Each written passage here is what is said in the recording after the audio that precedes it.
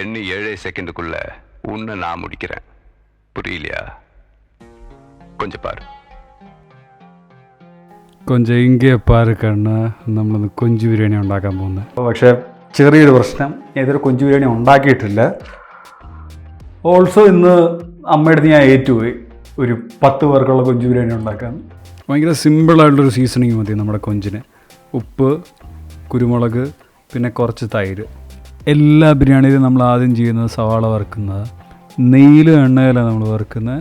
ചിലർ കൂടുതൽ നെയ്യ് ഉപയോഗിക്കാറുണ്ട്, പക്ഷെ ഞാൻ പ്രിഫർ ചെയ്യുന്നത് കൂടുതൽ എണ്ണ ഉപയോഗിക്കുന്ന കാര്യം നെയ്യ് കാരണം ചെറിയൊരു മന്ദത ഉണ്ടാവാറുണ്ട്.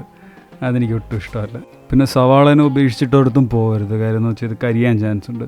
നല്ലപോലെ ഇളക്കണം.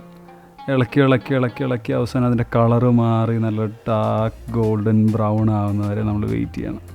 ഇപ്പോൾ സവാള നല്ല ക്യാരമലൈസ്ഡായി നല്ല മധുരമൊക്കെ ആയി കാണും. അത് നമുക്ക് കോരി അങ്ങ് മാറ്റി വെക്കാം. ഇത് നമുക്ക് ആവശ്യം വരും. അടുത്തത് നമുക്ക് ചെമ്മീൻ അങ്ങ് മൂപ്പിച്ചെടുക്കാം. എനിക്ക് കൃത്യമായിട്ടുള്ള അതിൻ്റെ വേവ് കൺട്രോൾ ചെയ്യണമെന്നുണ്ട്. അതുകൊണ്ട് ബാക്കിയുള്ള വെജിറ്റബിൾസിൻ്റെ കൂടെ ഇടാത്ത. ഇതിങ്ങനെ ചുരുണ്ട് വരുമ്പം തന്നെ അത് പ്രോപ്പറായിട്ട് വെന്തു എന്നർത്ഥം. അത്യാവശ്യം ചുരുണ്ട് വരുമ്പം തന്നെ നമ്മൾ എടുത്തില്ലെങ്കിൽ അതൊരു ഭയങ്കര റബ്ബറിയാവും. ഇതിൻ്റെ കാര്യത്തിൽ മാത്രമല്ല പറയുന്നത്, എപ്പോൾ ചെമ്മീൻ വെച്ചാൽ അത് ഓർത്തോണം. ഇനി നമുക്ക് സവാള ആവശ്യം വരും. അത് നീളത്തിന് അരിയേണ്ട. ഞാനൊരു പ്രപഞ്ച സത്യം പറയാൻ പോവുക. ബിരിയാണിക്ക് ഏറ്റവും നല്ലത് ചെറിയ അരിയാണ്. ബിരിയാണി റൈസിൽ ഞാൻ അധികം സ്പൈസസ് ഇടാറില്ല.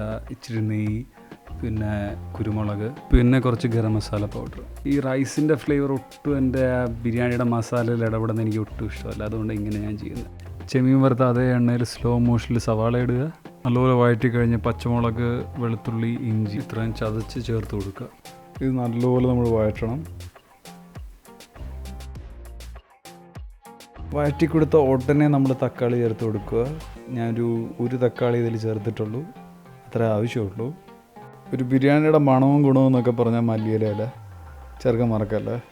നേരത്തെ വറുത്ത് മാറ്റി വെച്ചിരിക്കുന്ന കൊഞ്ചും സവാളയും ചേർക്കാനുള്ള സമയം ഇത്. ഇത്രയാകുമ്പോൾ ബിരിയാണിയുടെ മസാല റെഡിയാവുക. ഇനിയൊരു തിരിച്ചു പോക്കില്ല. ഉപ്പ് വില ചേർക്കുന്നുണ്ടെങ്കിൽ ഇപ്പം ചേർക്കണം. ഇത്രയൊക്കെ ചെയ്തിട്ട് നിങ്ങൾ ദം ചെയ്തില്ലെങ്കിൽ നമ്മൾ തമ്മിലുള്ള ബന്ധം ഇവിടെ തീർന്നു. ദം ചെയ്യണം. ഭയങ്കര സിമ്പിളാണ്. റൈസ് കൊഞ്ച്, റൈസ് കൊഞ്ച്, റൈസ് കൊഞ്ച്. എനിക്ക് വേണമെങ്കിൽ ജീവിതകാലം മൊത്തം ഇത് ചെയ്തുകൊണ്ടിരിക്കുക. അല്ല, നമ്മളിപ്പോൾ ഉണ്ടാക്കിക്കൊണ്ടിരിക്കുന്ന കൊഞ്ചാണോ ചെമ്മീനാണോ? രണ്ടിൻ്റെ വ്യത്യാസം എന്ത്? കമൻറ്റ് സെക്ഷനിൽ ആരെങ്കിലും പറയാമോ? വേറെ വകുപ്പില്ലാത്തതുകൊണ്ട് കുക്കർ വെച്ച് അഡ്ജസ്റ്റ്മെൻറ്റ് ദമ്മാ ഞാൻ വെച്ചത്. ആരും എന്നെ ശപിക്കരുത്. എന്തായാലും ഇതാണ് ഐറ്റം. പക്ഷേ 10 പേർക്കുള്ളതില്ല.